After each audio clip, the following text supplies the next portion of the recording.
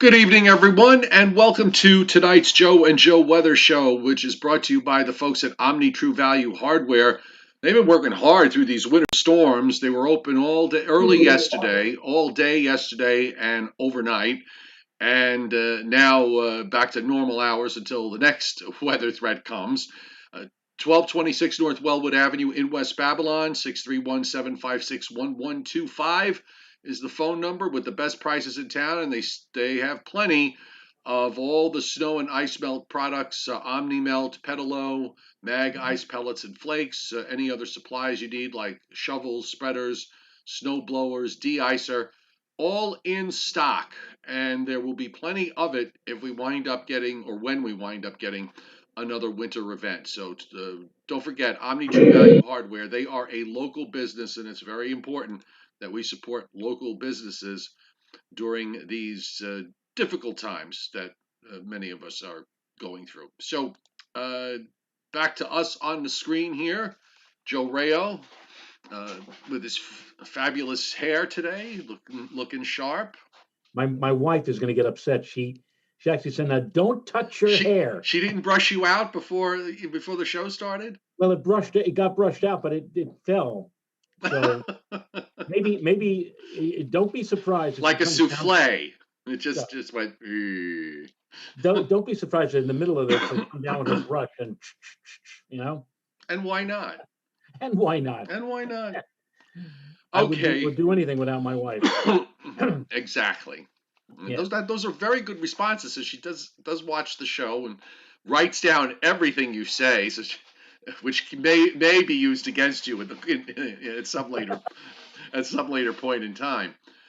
Okay, so we've got this small event that's coming up for tomorrow, and I don't know about you, but sometimes I spend more time trying to figure out the small ones than the big ones because it's the little ones that wind up getting you when you find out that some spot where one of your viewers happens to be got three times as much snow as everybody else and Well, is not yesterday and is was not happy about it. yesterday was one of those days. I mean, my goodness, we had what did we have yesterday? We had places in northern New Jersey, Janet Dunn, for example, being buried by almost 10 inches of snow.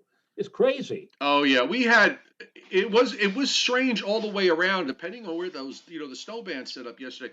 Actually, you just reminded me. It was one thing I wanted to do. Let me get that the snow analysis so we could take a look and we could grade our forecasts, Mr. Rayo, all the way around. So hang on one second. I got the map up here, and I will bring it up on the screen momentarily.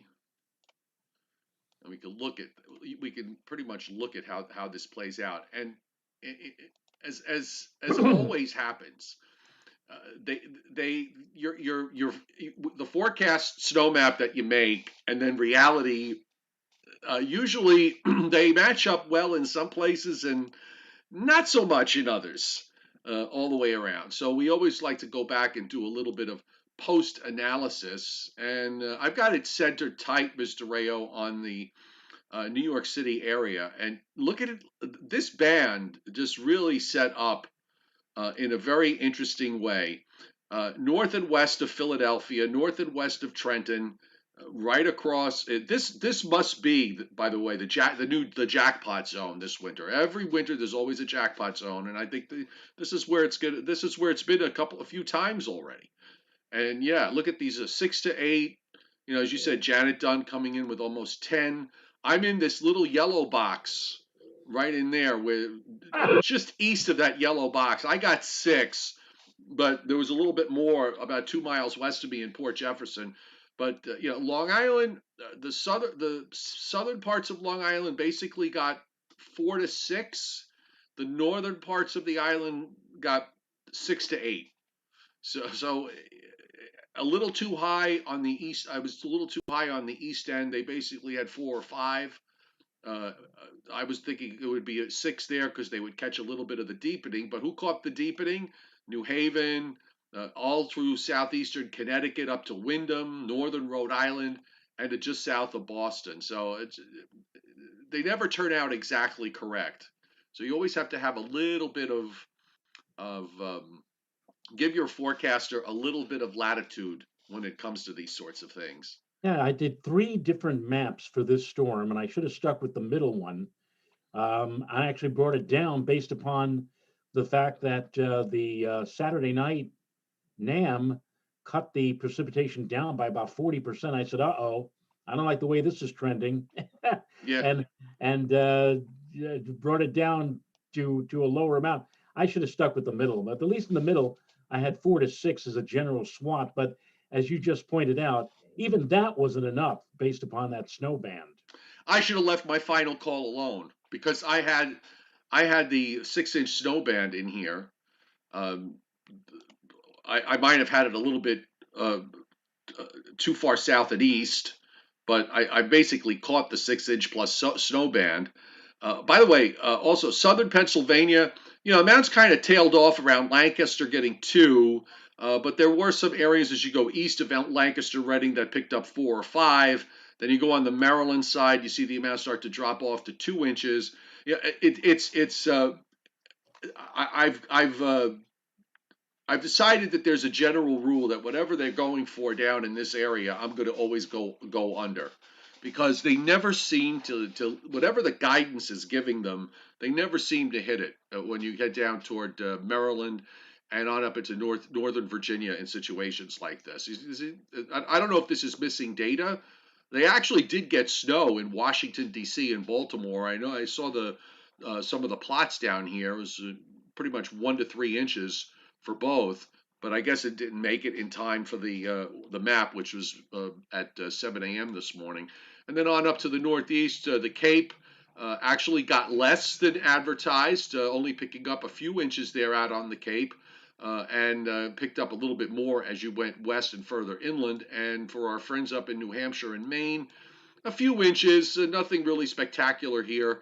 At least through 7 a.m. this morning. I don't know if there was still some leftover precip going on in down East Maine, but we'll find that out for tomorrow. And then up the Hudson Valley, kind of cut off quite a bit. Once you got north of once you got north of Route 84, Joe, it really just tailed off in a big way. My daughter, who is up in the New Paltz area, said there was hardly anything up in that vicinity. Meanwhile, down here, we finally picked up anywhere like, depending upon where you were in and around Putnam Valley, 2, 3, 4 inches, and thankfully it was enough so that we were able to get it all cleared away and done by Super Bowl time. But in a way, maybe all of that was for naught, because the Super Bowl was real El Stinko. Well, I didn't.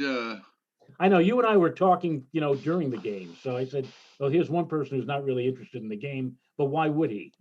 Yeah, Timothy Veltman just sent me a seasonal snowfall map for the Northeast. So let's take a look at that. I'll bring that up.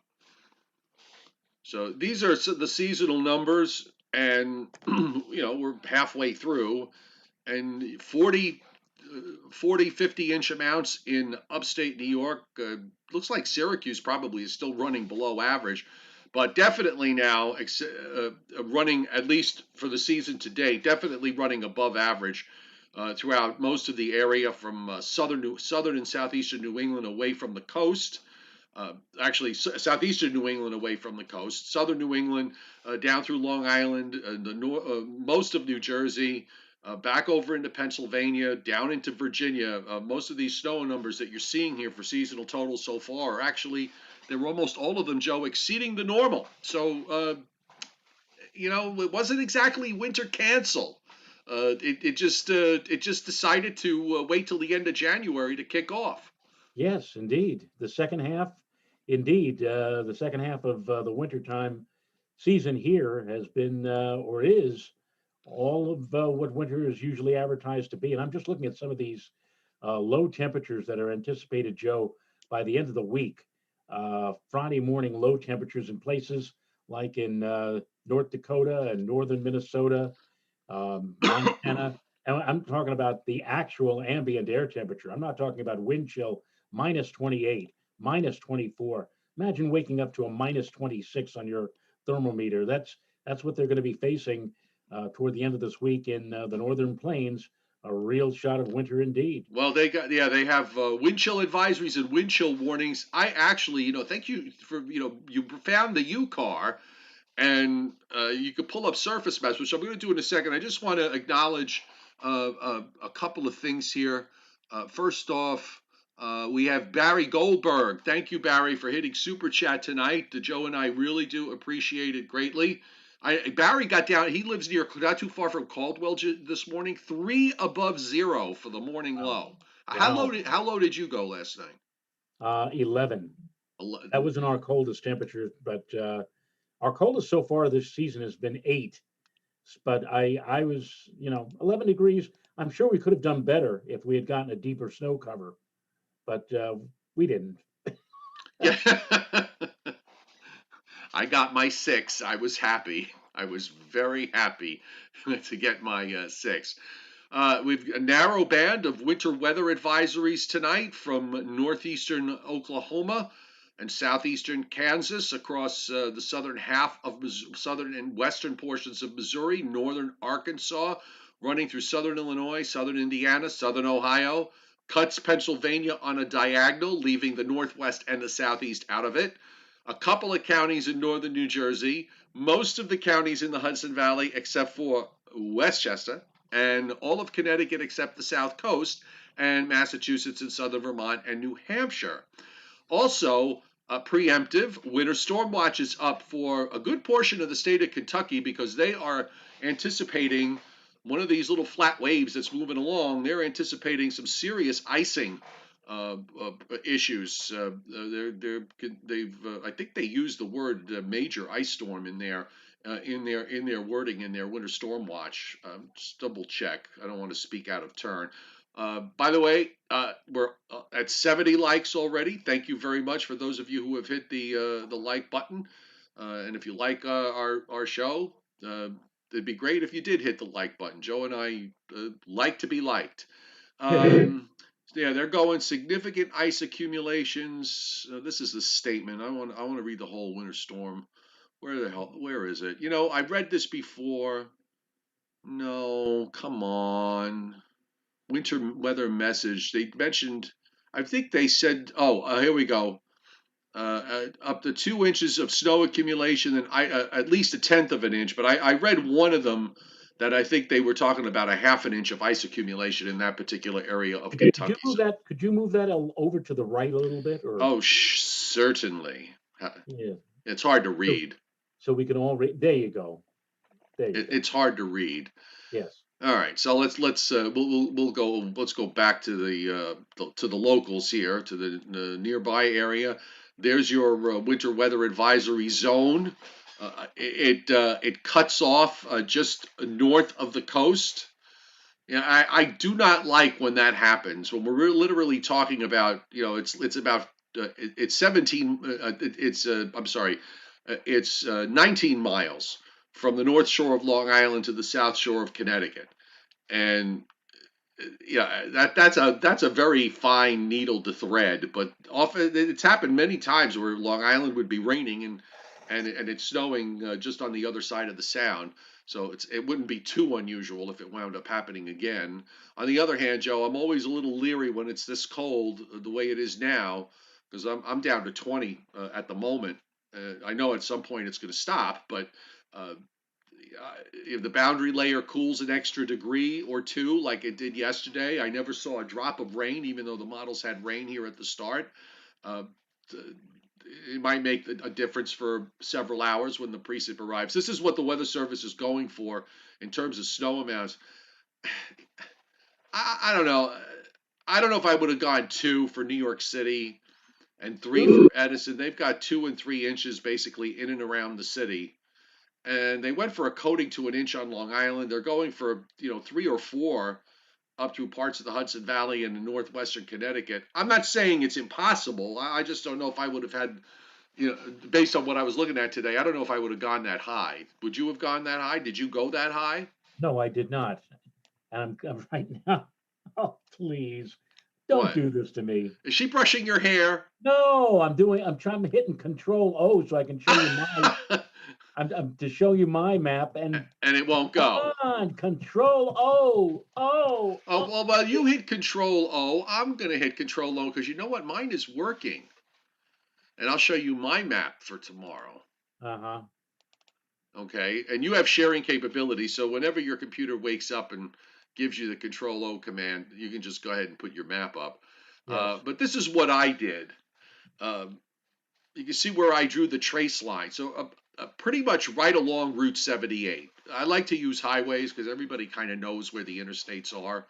And then just north of that, I draw that little light blue line where is where you'll probably wind up getting accumulation. So you can see how tight it all is. And I really just broad brushed it because I'm not, I'm not a rocket scientist. I can't tell you that I can't zip code my forecast. So I just broad brushed it with said a potential for a few inches with possible local upside surprises. And I think that pretty well says it all. Somebody's Well, going to have a problem with that forecast anyway, but no matter. I didn't see very much in the way of any omega or any kind of deformation zone or anything else. So I said, okay, if that be the case, maybe, just maybe, we'll be able to get through this without having to deal with localized areas of 1 to 3 inch per hour Yeah, amounts. no, that if that happens, I'm leaving. I'm done for the rest of the. I'm done at least for the rest of the week. No, there's no way that's going to happen. This will be low top stuff, light. A little bit of moisture hitting this cold air, and it just kind of grinds it out over a number of hours. That sort of a steady, light accumulating snow, very light, relatively light. Okay, That's how I'm seeing it. Maybe occasionally you get visibilities down to 1 mile or maybe 3/4, but that would be about it. I don't think we're going to. I would be shocked if we saw any moderates tomorrow. all right. I'm sharing my.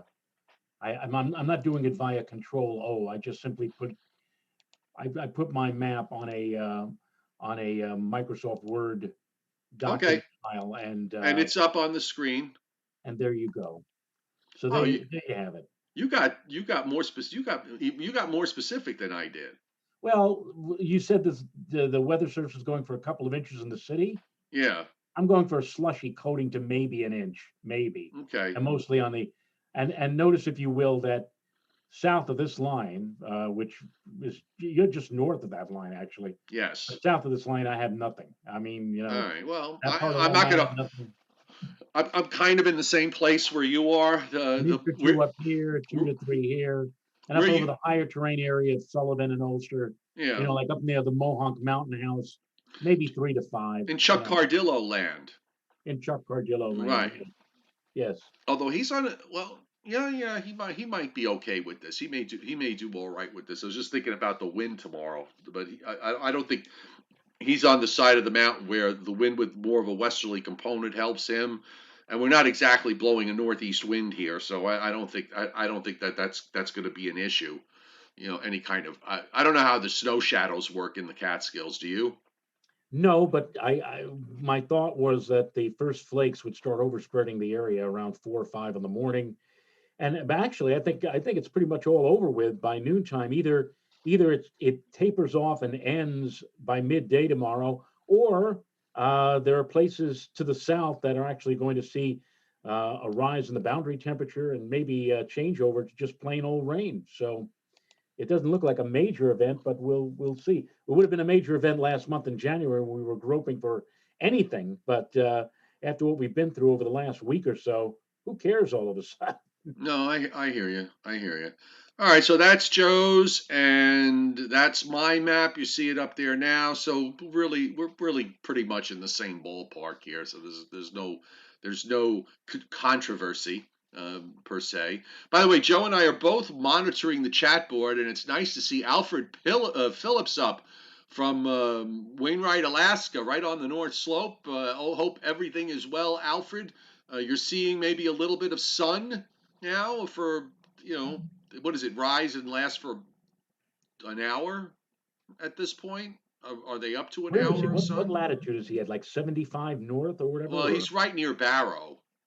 Oh my goodness. So he's like a good 8 or 9 degrees north of the Arctic Circle. Yes. Woo. So he has a little bit of daylight, Yes. and increasing fairly quickly every day. Clouds are streaming to the northeast. There's no real low here. This is just sort of a little overrunning moisture coming into cold air. There's a little short wave that's just sort of moving along. There's not a whole lot to it. My only thing that anytime when we have these sort of innocent systems, every once in a while something really silly happens, and the one thing I'm just kind of watching in the back of my mind is if for some reason the bottom the boundary line, instead of being like you and I have drawn it, is maybe 20 or 30 miles further south. That's my only fear, because then that might put me in a where I am, uh, where we wind up with uh, coating to an inch or two. Not that that's a huge deal, except that when you're forecasting, you know, a coating and it winds up being a couple of inches, it is perceived as a blizzard by some, and I don't want that headache. I really honestly think in the current state of mind that the National Weather Service is in right now, and their attempts to change or alter some of the advisories and warning criteria, you're going to have to really go a long ways for them to finally issue some kind of a blizzard warning anymore. I I, I don't think we're going to see one even if we had winds of 35 miles an hour, a 25-degree temperature, and moderate to heavy snow. I still think they would probably stay with a winter storm warning as opposed to issuing any kind of a blizzard. Probably, probably. Well, there was a point where they were just issuing it. I mean, they almost. I don't remember an instance where they issued it and it didn't meet criteria. Uh, I'm not talking about a forecast where I know there was one where they issued it and it didn't materialize and they had to take it down. But I'm talking just in general that when it has been issued in those storms that we had over the last 20 years, particularly in the last 10, it was pretty much justified. It worked out. I was a little surprised that they didn't do it for this one, but you know, we could argue it. I don't know that it matters. You still wound up with what you wound up with. Some folks were getting a little sticky about the fact that there was no blizzard warning, but I don't know. They had the winter storm warning. I would think that would have been enough. It doesn't matter because whether it was a blizzard warning or not, everybody out there looking out the window, they associate, Joe, a blizzard with a lot of snow, and that's not, of course, the case. Right. The blizzard criteria can go for maybe an inch or two of snow as long as you've got that visibility cut down. The winds are sustained at a certain speed. It used to be temperature, but they kind of let up a little bit on the temperature. But you don't have to have a whole heck of a lot of snow for quote blizzard conditions. And I know you have too. We've even driven sometimes through what you might even call ground blizzards, where Oh the yeah. actual the actual snow has stopped, but the winds have been so strong, and it literally is picking up that puffy, powdery snow and throwing it out in front of you and lowering the visibility to near whiteout conditions. So it's it's all subjective, I guess. But the bottom line of it is that we've had a lot of snow lately. Tomorrow, seventh day out of the last 10. And I, quite frankly, I can't even remember the last time we did this.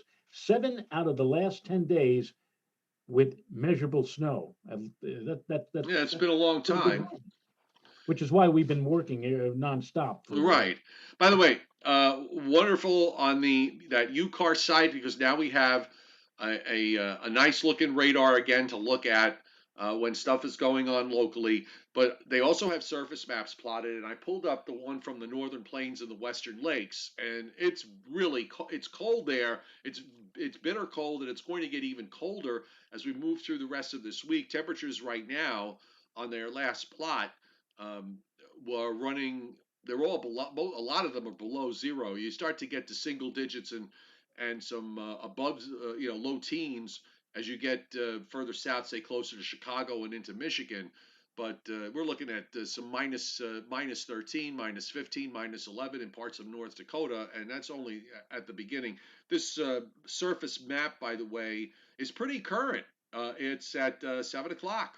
It was just 55 minutes ago. So this has the 6 p.m. temperatures on it, and that cold air, the body of that cold air is going to wind up staying to our west, at least for now, and that puts us in a really funny position here in the eastern part of the United States because, as we mentioned, if you're near the border, if you're near that boundary zone, which is where we're going to be between the Arctic air and the warmer air that's going to be in the southeast and down in Florida, that's where you're going to have problems, and that's where you're going to have precipitation developing. And of course, for example, we mentioned earlier about the fact of what's going on for Kentucky, where they have the winter storm watch up for the potential for some ice. Not a whole lot on the radar tonight. Some streaky snow starting to develop across southern Iowa, northern Illinois, around Chicago, northern Indiana. That's part of the area that's moving to the east. There's some rain in the west, and the WPC, in their 7-day rainfall outlook here, they have a half to 3/4 of an inch of liquid precip in the New England and up through northern New Jersey, Pennsylvania, and then you start to get to some higher amounts as you go further south, particularly in the southeast, where you're seeing inch and a half or more over the next 7 days. The west, a few inches, not some of the crazy numbers that you get sometimes, and what we've seen back a week or two ago. But still some systems coming into the west and spreading into the Rockies, where there's going to be some snow issues there, and we also have lighter precip being indicated up in the lower lakes. Because this area here, this is what happens, folks, when you get deep into the Arctic air. You wind up finding yourself in a precip field that looks kind of like this area, where there's very little going on. So that's where your big high is, and it's just Right. very cold and very dry. But in the meantime, it's going to be in this zone here, somewhere in this zone here, that we're going to be battling back and forth with some of these ripples that move along, and those will be the ones that will give us opportunities for frozen precipitation along the way. And depending on the strength of that high, you may be suppressed and you may and depressed at the same time. Well, that's one thing that the snow lovers do not like to see is when you have a little bit too much of a good thing, and all of that gets, as you just said, Joe, depressed or suppressed south, and well, then all of them start to cry. They don't Yes, want to see their white gold ending up somewhere down, let's say, in Richmond, Virginia, or Raleigh, Durham, North Carolina. correct. Now here's WPC for tomorrow. I'm using the 48 hour because there's nothing going to be going on Wednesday. But I figured let me set it for the 48 hour of probability, and this is the probability. I believe I did at least two. Actually, I know when you do the percentile, these are actual inches that have come up. So 50%, 50% chance it'll be above, 50% chance it'll be below.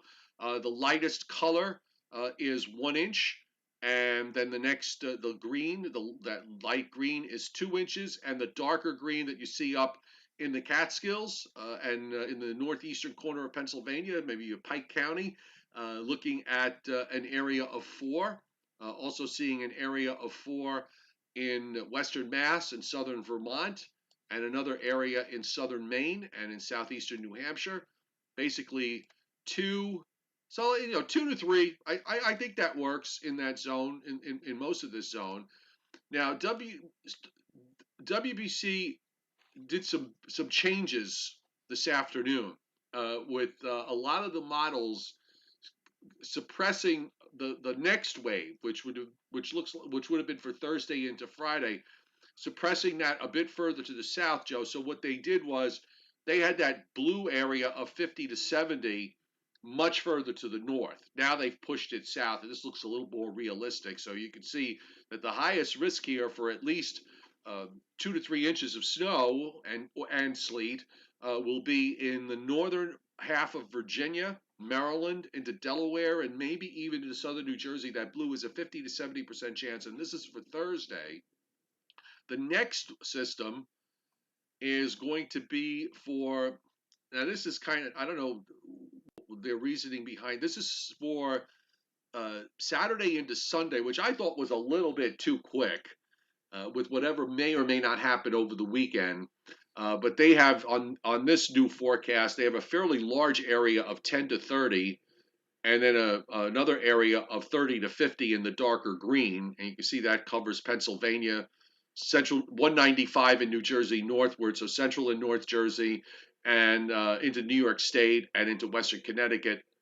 I'm thinking this is going to get changed again as we get a little closer. I'm thinking, Joe, the wide swath that they have here of a probability probably signals a lot of uncertainty in their minds in terms of how this is going to play for later in the weekend.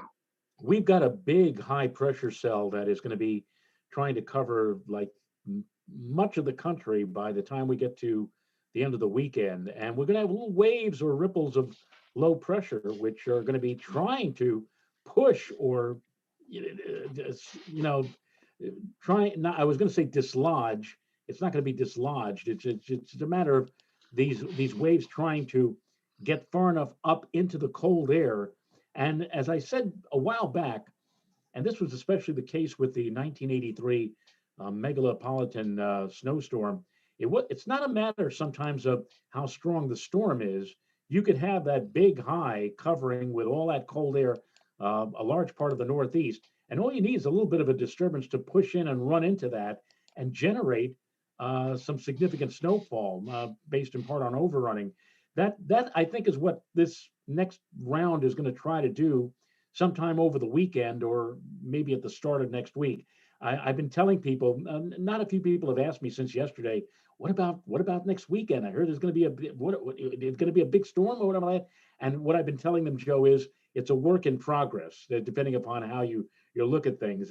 It'll either be shoved out away from the coast, or if it's a little closer and comes just close enough, it could generate a fairly significant snowfall. We'll have to wait and see. Uh, I just want to mention, by the way, to on the chat board, Mark Ruckus, you want to share. It's putting the same message up like 20 times. It doesn't sit well with me. So you have been timed out. You are sitting in the corner and you're facing the corner, okay, for 300 seconds. If you should come back and continue your repetitious posts, you'll be thrown out of class for good. So just bear that in mind. Okay, just want to let you know. All right, so uh, we like to try to keep things just on a calm, relative note here. All right, so Relative. yeah, I brought up the upper air, and not one, not two, not three, not four, not five, Joe, but six standard deviations from the mean is where the Arctic oscillation is going. And you have I mean, this is a really powerful upper high that is sitting there, and it's acting like a dead weight. Here's your polar low, or if you want to call it your polar vortex at the 500 millibar level. It's literally pressing it down. It's just literally pushing the whole thing down, and you wind up with this really broad cold flow that comes from the Arctic down through Western Canada. I have the arrow maybe a little bit too far south into the southeast, but it does at least make it. It probably makes it more down in the middle into the Ohio Valley. But the point is that it's the Ohio Valley part of it is where your boundary zone is setting up. The southern part of the Ohio Valley, uh, kind of tilted northeast southwest. So you have all this very cold air coming down, and you've got warmer air that's in the southern part of the U.S., slightly warmer air. So the contrast is not huge enough. So that's why these systems are actually on the weak side. And going forward, this is going to be the game here for the next couple of weeks. How does the Arctic what does the Arctic high do? What does that block do? What does the polar vortex that it's sitting on as it gets occasionally stretched in one direction or another? And then sometimes that Arctic low will the polar low will try to push down into the U.S. It'll maybe pick up short waves along the way, or perhaps not. This is going to be a very interesting setup here. And Joe, I looked through the next 2 weeks. I mean, there really isn't a whole lot here that changes. It kind of ebbs and flows a little bit, but the overall profile. I mean, I just rolled out to day 16 here, and we're talking February 24th. And guess what? We still have this the spigots opened up from northern Canada. So I don't see this. I don't see this overall pattern breaking down anytime soon. And do you remember, Joe? It was sometime during December, or early January, on Tropical Tidbits. We were looking at the climate maps, and what they were suggesting for February was unseasonable warmth. Do you remember that? Yes. And this is if this is unseasonable warmth, I hate to see what the maps for unseasonable cold would have been suggesting. Yeah, I know. I know. Amazing. By the way, we're up to 500 viewers right now. Thank you very much, folks, for being here. Really appreciate it. We also have a new person on the chat board, Mommy Pig. That's a great name. Oh, wow. Mommy Pig, living in Lake Charles, Louisiana, saying we never get anything but hurricanes. Well, that's quite true, but every once in a while, every once in a while, you do get these cold air masses to make it all the way down south. And I remember from my days in New Orleans, Joe, that um, uh, the freezes and temperatures when they got into the 20s. It was one time it got that I was there that it actually got down into the single digits. It's your electricity goes because most people had forced hot air because you can't have oil tanks in the ground there, or you're below sea level. So uh, whenever the temperatures got really cold, electrical use skyrocketed. It's like in the Northeast during a heat wave, and everybody's got the AC on. Right, So the worst thing that could happen is that you lose power in the winter. You never lost it in the summertime. Uh, right. but in the wintertime, you could lose it, and then then your pipes would freeze and everything else. So, Yeah, no, I'm just going to agree with you on that point. Yeah, oh, you know what? I wanted to tell you. Because somebody posted this and I went to look at it. And I forgot to save the link because I know you go to the Climate Prediction Center. They have that one section there where they have a long range 8 to 14 day probability of heavy snow. And I looked at it yesterday. I don't know if you've seen that. I didn't take a look. Yeah, no, no, but I didn't know You that. I don't know if you knew that that existed. But you mean like the what they have the hazards outlook? yes, Yeah, and they had yesterday for I believe the period was from February 13th to February 20th. They had a stripe drawn up and down the East Coast for a slight risk for heavy snow, which I thought was pretty interesting. well, they don't have it anymore. Oh, they took it out? Well, wait a minute now. This is valid 216 to 222, so that's not the time frame that you were Right. just talking about. It's out of the time frame, but Okay, something I guess we should keep an eye on. Now, uh, two we've got this system for tomorrow. So Wednesday we breathe. And you'll notice when you look at the upper air, it, there's no very weak kinking here. There's your short wave that's kind of this is in that northern part of the jet stream that's moving along. Here's your southern part where things are a little bit warmer. And then on Thursday, we've got another little system that's going to be going by, but doesn't really show up very well on the upper air. Again, it's nothing to write home about here. And in fact, there's a little bit of ridging going on in the east, so that shortwave is going to have some issues. And what I think we need to focus on, and this goes back to what you said last week. Remember when the GFS was trying to take that polar vortex and move it into New England? Well, now instead it's kind of hanging back there up in Minnesota, and this trough that's coming around we're going to need to watch this. The GFS may be too far west with this, but there's this trough, this arm that's coming around, and this is why the GFS has been making what looks like a very impressive weather system for Sunday into Monday. So the pieces are here, and I also think, Joe, with some of the other models, we're kind of in that funny range right now where models lose things. They have storms. Remember last week, the Sunday storm disappeared for a couple of days, and then lo and behold, it reappeared late on Thursday. right. So don't be shocked if you see, the European doesn't really do anything with this. A couple of the other models kind of lost it, but the GFS has a rather important system here. Now, I don't know if it's going to come out like this. It's basically got a primary that goes up the west side of the Appalachians. It holds on to that primary for a good portion of the way, and it does develop a secondary there, Joe, right off the Virginia coast.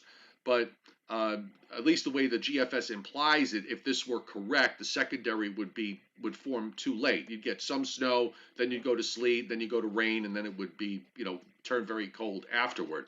But I don't know if it's going to turn out. I don't know if it's going to look like this. I think there's still some maneuvering I think that models are going to Oh yeah. do with this system. But we're going to watch this one. This is your storm for Sunday. This is your storm.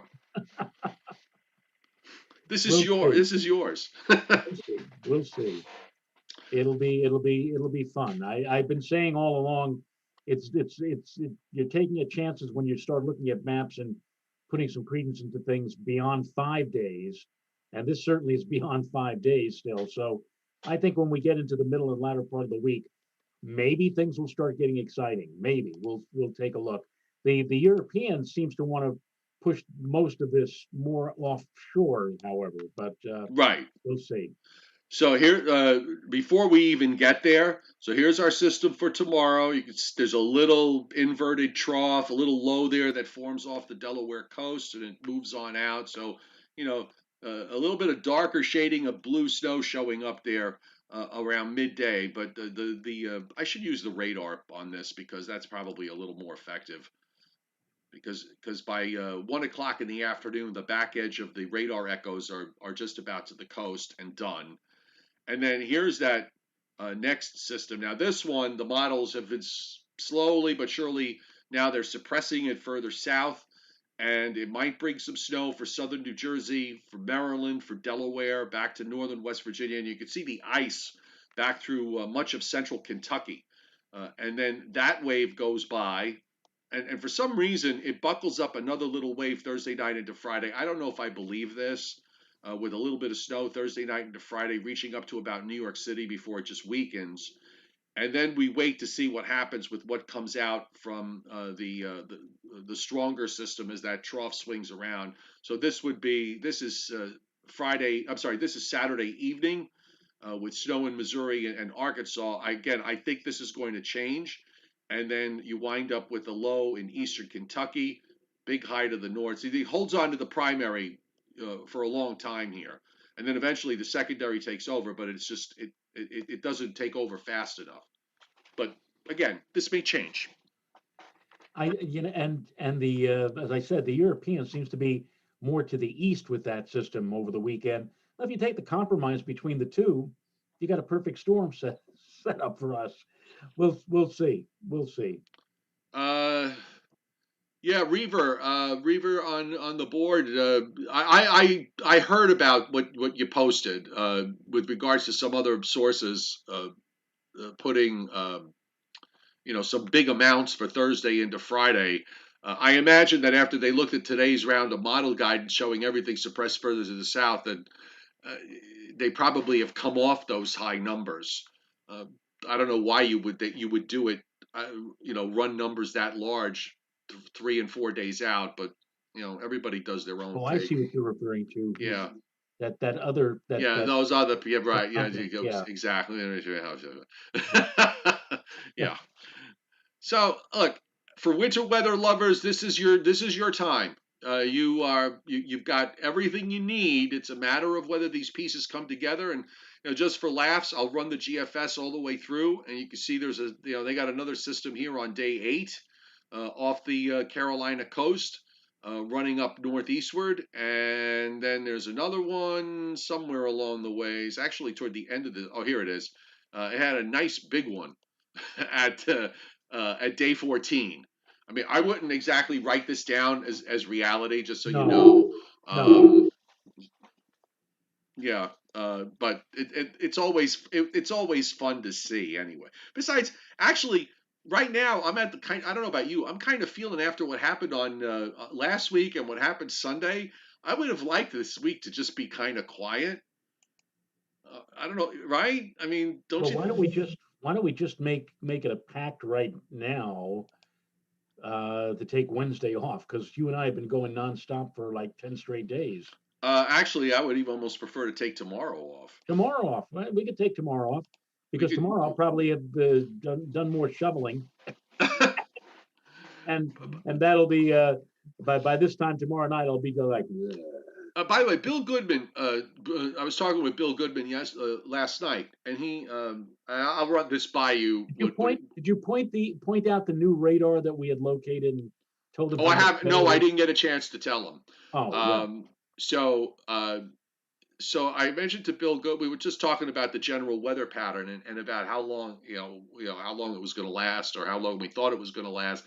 And he brought up an interesting point uh, that uh, with the state of the Arctic Oscillation the way it is, stretched out. And by the way, that's another reason. Remember, whenever those teleconnections are stretched out like this, models get a little squirrely. They lose things. And they see other things that may not necessarily be there. So you got to be a little careful when you look at each run. All right. The I don't know if I believe.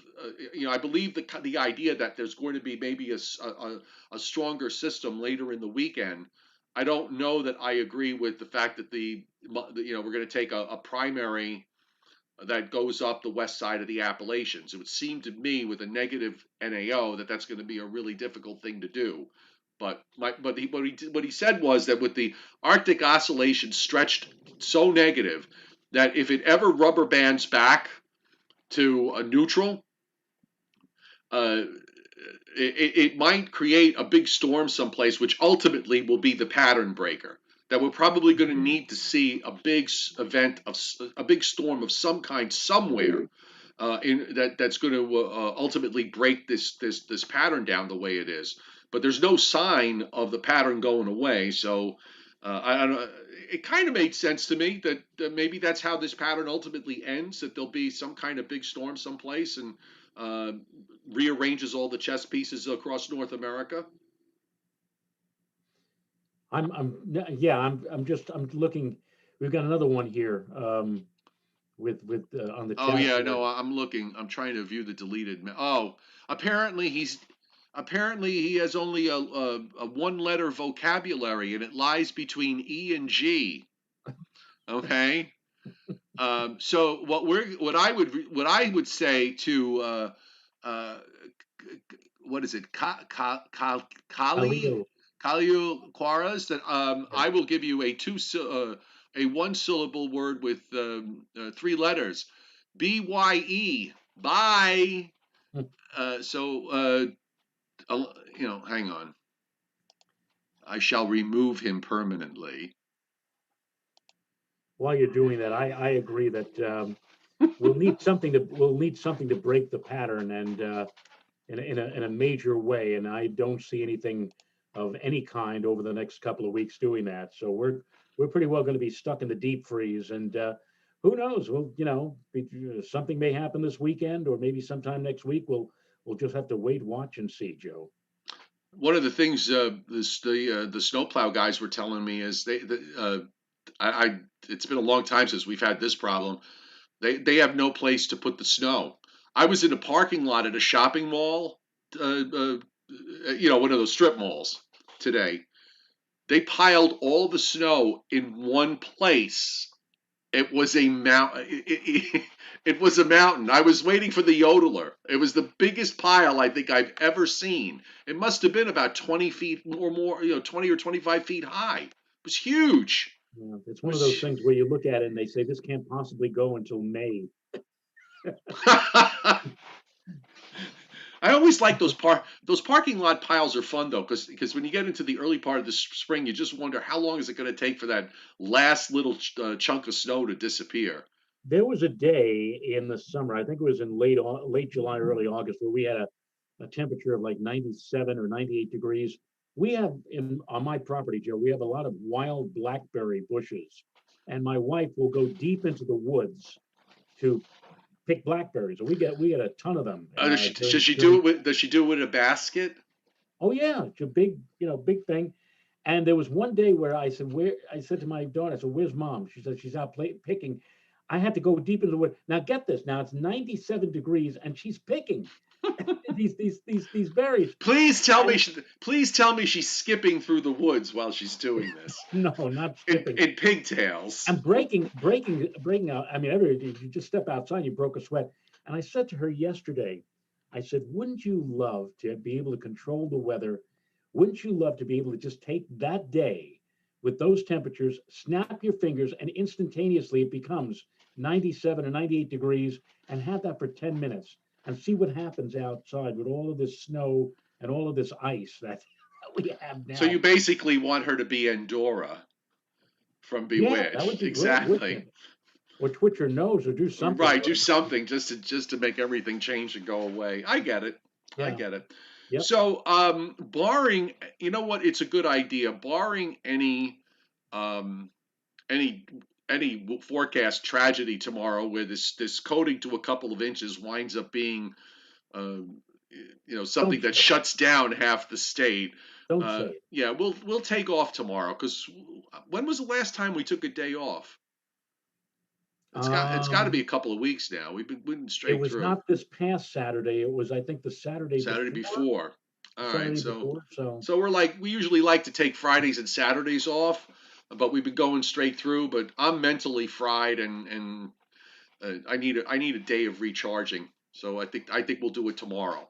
So we'll be back on Wednesday. By the wait a minute. way, I'm being corrected by my wife. They are wild red raspberries, delicious, and that's. I thought they were blackberries. Well, uh, I'll have to ask her when we finish this. hang on, I got to get rid of somebody else. So the Reaver and Reaver 501 asks Joe Ray, does she bake blackberry crumb cake with it? Don't give her any ideas. She probably will or would. She just made Joe a magnificent. In fact, as soon as we finish here, I'm going back upstairs. She made a magnificent cheesecake. Oh, uh, graham cracker crust. not graham cracker crust, but it was just. Now wait a minute. What did she say? I make lots of jam. Yeah, yeah, yeah. Renata, you've got jam and jelly in the back of the freezer. It's been back there for 3 years now, or 2 years. There's some Oh, there's some blackberries, but not too much. All right, so I'm right. There were blackberries of out course there. you're right. You've been hung. You're going to be hung out to dry after the show is over. You know I that. understand. No, All right. she'll speak to me again. Okay, good. Oh, brownie cheesecake. Oh Brownie my, cheesecake. brownie cheesecake. Uh-huh. That's acceptable. I don't like New York style cheesecake. I like graham cracker crust cheesecake. But if it's brownie cheesecake, you've sold me. Uh, That was Bob Grant's favorite was cheesecake. You probably could have brought him to his knees. yeah. Get off my phone. Off my phone. But Bob, I have cheesecake for you. Oh well. I always said, it's funny the things you remember and the things you forget. I happened to be listening years and years ago to Bob Grant on the car radio, and a woman was on the line, and he used to get all flustered. He would just get all angry, and he said, "Get off my phone, you old bag! You sound like you look like 10 miles of bad road." I have never forgotten that. It's amazing. I can't. I can't find my sweatshirt. I have my Iona college sweatshirt on. That's my daughter. My daughter went to that school. I had my Iona sweatshirt on. I think I put it on this morning. I swore I did. Somehow it's not on my person. I can't find it anywhere. I don't ever remember taking it off. I didn't go anywhere today that required me to take my sweatshirt off. So I can't figure out. But I remember Bob Grant from at least 20 or 25 years ago that I heard him say this. It had to be at least that long ago. And that's word for word what he said. Word for WM, word. WMCA used to carry Bob Grant before ABC, and he used to back in his early days, back in the '70s, he used to do a little spot where he would ask people to call in, give him your birthday, and he would predict the future for you. I don't know if you remember that. And That's vaguely Lily, familiar. my Aunt Lily called up when he was not doing that. Um, he would do it once in a great while. She heard him, called in. This was now when he moved on to some other subject or whatever. And she says, "Hello, Bob." And he says, "Yes, ma'am." He says, "Would you like my birthday?" He says, "No, thank you, ma'am. I already have one, and I'm not Click. honored." Eileen Hannon Higgins says I referred to yesterday because I did mention on my I think I mentioned it on my Weather and Five video yesterday that I made sauce and it was good. It was very good. I make a mean Italian salsa. It's my mother. My mother would call it la salsa. Used to make it on Sundays. It's actually ragu, not the brand, but whenever you make Right. um, when you make sauce and there's meat in it, it's called ragu. So I would, I had beef in it, pork, lamb, and I put lamb in it, just a couple of pieces of lamb. It gives the sauce a great flavor. If you put too much lamb, it overpowers it. But if you put in like a shoulder lamb chop or two, um, it's perfect. And oh, I was gonna record me preparing it to show everybody how to do it, and then I just said, you know what? I want to be in peace today. I didn't want to, You know what, do. Joe? Can we just cut this right now? Because I'm waiting for that brownie cheesecake. Yes. Okay. So, barring any kind of last minute surprise, we will be back on Wednesday. Thank you. When Thank you, everybody, for being here. We had a nice crowd tonight, breaking the 500 mark, which Joe and I love to do, and 215 likes, which is even better. The Joe and Joe Show brought to you by our friends at. I thought I put it up on the screen. Why is it not coming up? Hold on. I got to I do see this it. right. Oh, Um, oh my, what's happening here? Something's going wrong. Just a second. One more time. Let's try it one more time. Oh my, I can't. Well, anyway, we are brought to you by the wonderful folks at Omni True Value Hardware, Long Island's largest rock salt. There it is, largest rock salt source and everything you need for winter storms. And they've been open during these winter storms, both all night and all day.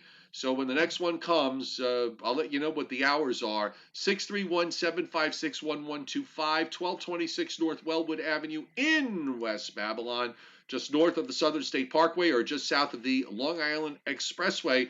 And the website is omnitruevalue.com.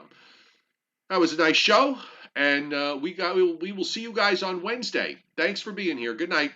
nighty night, folks.